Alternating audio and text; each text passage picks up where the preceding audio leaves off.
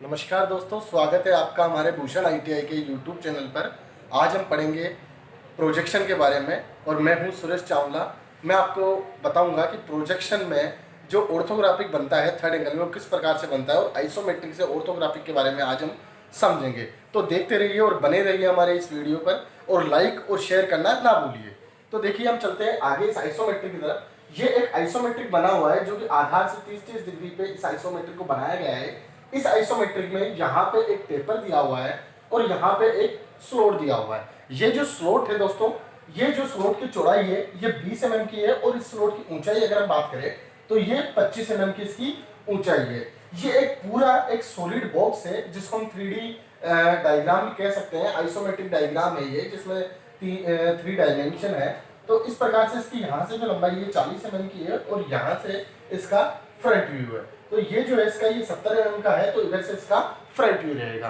तो देखिए दोस्तों, इधर से इसका फ्रंट व्यू रहेगा और ये इसका साइड व्यू रहेगा और ऊपर से इसका टॉप व्यू रहेगा। तो जैसे कि इस साइड में इसका जो ये भाग है ये 25 mm का है और उसके बाद में ये टेपर की सतह है, यानी कि ये जो टेपर है ये सीधी यहाँ पे आके मिल रही है। तो इस प्रकार से ये हमारा डायग्राम है। इसका अगर हम ऑर्थोग्राफिक बनाते हैं तो सबसे पहली बात, इसको अगर हम फ्रंट व्यू बनाते हैं तो फ्रंट व्यू में हमें किस किस प्रकार से कौन कौन सा भाग दिखेगा। तो देखिए दोस्तों, फ्रंट व्यू से हमें ये वाला भाग दिखेगा, ये वाला भाग दिखेगा और ये वाला भाग दिखेगा। फ्रंट व्यू से अगर हम इस डायग्राम को देखते हैं तो हमें ये वाला भाग दिखाई देगा और साइड व्यू से अगर हम इसको देखते हैं तो साइड व्यू से हमको ये वाला भाग और ये वाला भाग दिखाई देता है। दोस्तों देखिए, ये जो टेपर है, टेपर हमेशा दो साइड से हमको दिखाई देती है। जैसे कि आपको पता है टेपर दो साइड से हमको दिखाई देगी। जैसे कि यहाँ पे इसका साइड व्यू है तो साइड से भी हमको ये टेपर दिखाई देगी और टॉप से भी हमको ये टेपर दिखाई देगी। और ये जो टेपर की चौड़ाई है तो टोटल हमारा कितना है, ये 40 mm है और ये यहाँ का भाग है 25 mm। तो बाकी जो हमारा बच गया है ये इसकी चौड़ाई रहेगी। तो इस प्रकार से ये हमारा डायग्राम है और डायग्राम को जब हम ऊपर से देखते हैं तो ऊपर से हमको ये वाला भाग भी दिखाई देगा जो कि 25 mm की लंबाई में। तो इस प्रकार से ये डायग्राम हमारे पास में बना हुआ है। दोस्तों आप देख सकते हैं, डायग्राम को समझ सकते हैं अच्छे से। इसका जो ये फ्रंट व्यू है, ये इसका साइड व्यू है और ये वाला जो भाग इसका बच गया ये 15 mm का है, ये 25 mm का है और टोटल इसका 40 mm का है। 10 mm डीपनेस में इसका ये स्लोट है, ये जो स्लोट काटा हुआ है ये पूरा स्लोट है इसका। तो इसको आज हम बनाने वाले हैं थर्ड एंगल में। तो वीडियो के साथ बने रहिए आप और देखते रहिए इसको। थर्ड एंगल में ऑर्थोग्राफिक अगर हम इसको बनाते हैं तो ऑर्थोग्राफिक किस प्रकार से बनेगा। आपको सबसे पहले तो ये पता होना चाहिए कि जो ऑर्थोग्राफिक प्रोजेक्शन है वो हमारा फर्स्ट एंगल और थर्ड एंगल होता है। जैसे कि इसकी बेसिक जो जानकारी थी वो आपने मेरे पिछले वीडियो में देखा होगा। पिछले वीडियो में मैंने आपको बता रखा है कि किस प्रकार से फर्स्ट एंगल और थर्ड एंगल बनाया जाएगा। आज हम बात करेंगे इसके थर्ड एंगल की प्रोजेक्शन की। थर्ड एंगल प्रोजेक्शन में सबसे पहले देखिए, जैसे कि क्वाड्रेंट जो होते हैं, मैंने आपको बताया था ये इसके चतुर्थांश होते हैं, क्वाड्रेंट होते हैं। अब क्वाड्रेंट के अनुसार इसका जो फ्रंट व्यू है थर्ड एंगल में, तो इसका थर्ड एंगल में जो फ्रंट व्यू रहेगा वो आपका नीचे की ओर रहेगा। तो नीचे की ओर आपका इस साइड में इसका फ्रंट व्यू दिया हुआ है तो इस साइड में इसका फ्रंट व्यू रहेगा और साइड व्यू आपका यहाँ पे रहेगा और जो टॉप है ये इसका यहाँ पे रहेगा। तो देखिए ये इसकी सिचुएशन रहेगी। अगर हम इसको बनाते हैं तो इस पोजीशन में इसको हम बनाएंगे कि इसका जो फ्रंट व्यू रहेगा वो इस साइड में रहेगा, साइड व्यू आपका यहाँ पे रहेगा और टॉप व्यू आपका यहाँ पे रहेगा। साथ ही साथ आपको ये भी समझना है कि इसकी आकृति किस प्रकार से बनेगी। और देखिए दोस्तों, ये बात कर रहा हूं मैं आपकी थर्ड एंगल की प्रोजेक्शन की। थर्ड एंगल प्रोजेक्शन की मैं बात कर रहा हूं यहाँ पे। थर्ड एंगल प्रोजेक्शन में इस सिचुएशन के हिसाब से आपका जो ये इसका बनेगा फ्रंट व्यू, साइड व्यू और टॉप व्यू, ये इस प्रकार से आपका रहेगा। और इसका जो थर्ड एंगल का सिंबल है वो आपको दिखाई दे रहा है। इस प्रकार से इसका सिंबल बना जाता है। इस प्रकार से ये आपका सिंबल रहता है, आपका ये थर्ड एंगल का आपका सिंबल रहता है। तो इस प्रकार से ये आपका थर्ड एंगल प्रोजेक्शन का रहता है, जिसे हम समझ सकते हैं, डायग्राम में दिखाई देते हैं। तो चलिए आगे हम समझते हैं इसको कि किस प्रकार से इसका ऑर्थोग्राफिक बनाया जाएगा। तो सबसे पहले तो अगर हम इसके प्लान की बात करें, देखिए जो टॉप व्यू है इसको हम प्लान के नाम से भी जानते हैं और जो इसका फ्रंट व्यू है, फ्रंट व्यू को हम एलिवेशन के नाम से भी जानते हैं। तो दोस्तों देखिए इसका जो प्लान है, इस प्लान में देखिए हमको सबसे पहले अगर हम इसको ऊपर से देखते हैं तो ऊपर से देखने पर हमें ये वाला भाग दिखाई देगा और ये वाला भाग दिखाई देगा और ये वाला भाग दिखाई देगा। तो देखिए दोस्तों, इसमें जो ये वाला भाग है वो ये वाला भाग आ गया हमारे पास में और ये जो टेपर है, ये टेपर की पट्टी सीधी हमारे पास में इस प्रकार से दिखाई देगी। और यहाँ पे जो ये वाला भाग है हमारा, जिसमें स्लोट कटा हुआ है, जिसकी डीपनेस 10 mm स्लोट की डीपनेस है और ये वाला जो भाग है ये भाग हमारा ये वाला है। तो इस प्रकार से हमारा जो प्लान है ये टॉप व्यू है, ये इस प्रकार से हमारा बनेगा। टॉप व्यू में हमारा जो ये वाला भाग है ये ऊपर से दिखाई देगा, ये वाली टेपर है आपकी, और ये वाला जो भाग है 25 mm लंबा 15 mm चौड़ाई में, ये भाग आपका ये वाला है। तो इसी प्रकार से अगर हम इसी की इक्वल में इसी की सीध में जो साइड बनाए, तो देखिए इसका यहाँ पे आपको डायमेंशन देना भी जरूरी है। डायमेंशन आपको किस प्रकार से देना है, जिस प्रकार से डायमेंशन आइसोमेट्रिक में दिया हुआ है उसी प्रकार से आपको डायमेंशन इसमें देना है और समझना है। जैसे कि इसमें फ्रंट व्यू से आपको डायमेंशन इस साइड से दिखाई दे रहा है, यहाँ पे इस साइड से दिखाई दे रहा है, तो ये वाला डायमेंशन आपको यहाँ पे एलिवेशन में देना है। जो डायमेंशन आपको साइड व्यू में दिखाई दे रहा है वो डायमेंशन आपको साइड व्यू में देना है।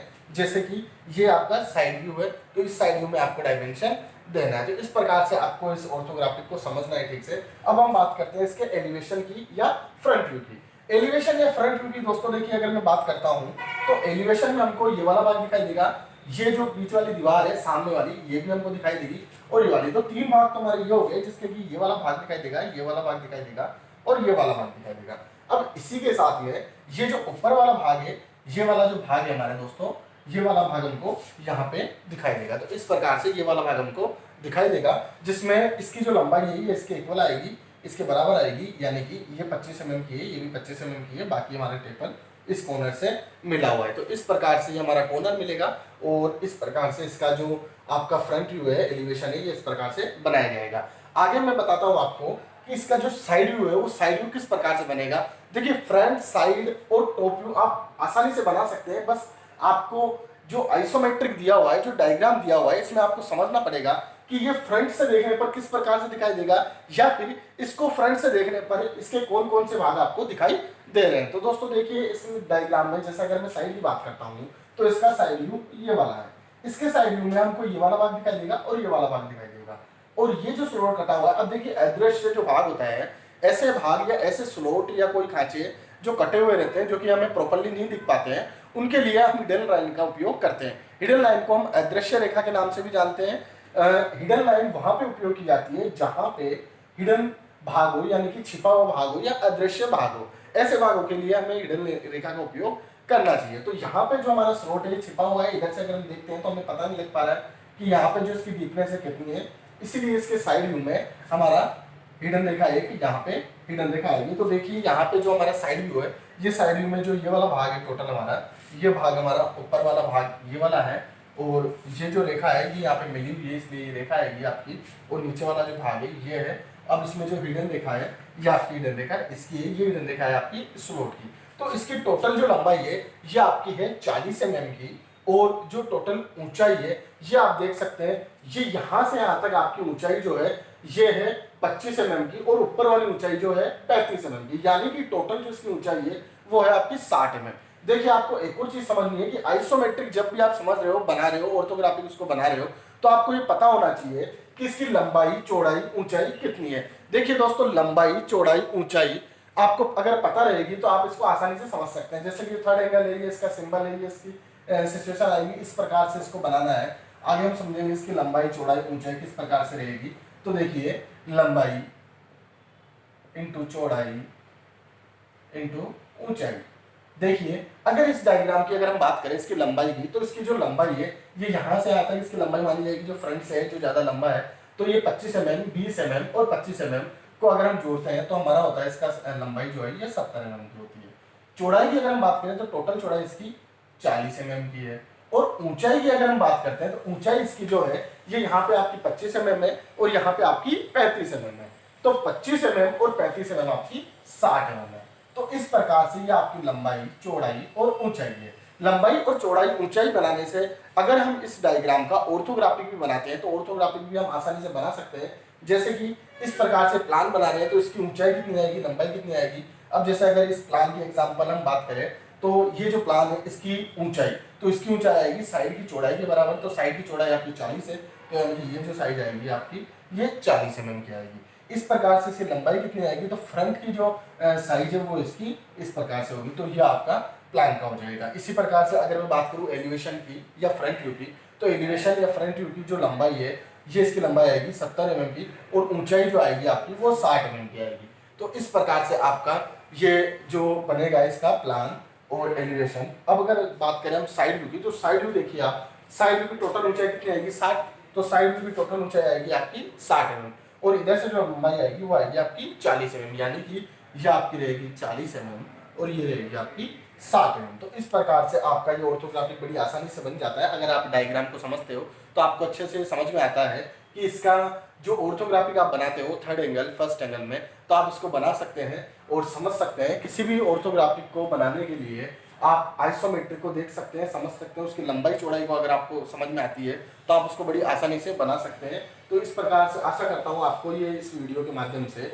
इस डायग्राम का जो ऑर्थोग्राफिक है ये ठीक से समझ में आया होगा। और ये इसका एंगल है, इस प्रकार से इसका एलिवेशन, साइड और प्लान है। तो दोस्तों इस प्रकार से हम आगे एक और वीडियो बनाएंगे और वीडियो के माध्यम से इस कंप्लीट करेंगे इसे प्रोजेक्शन को। और भी अगर आपको किसी प्रकार का कोई डाउट रहता है या किसी भी प्रकार का कोई क्वेश्चन रहता है तो आप कमेंट्स बॉक्स में जाके कमेंट्स कर सकते हैं और चैनल को लाइक और शेयर आपको जरूर करना है। Thank you very much.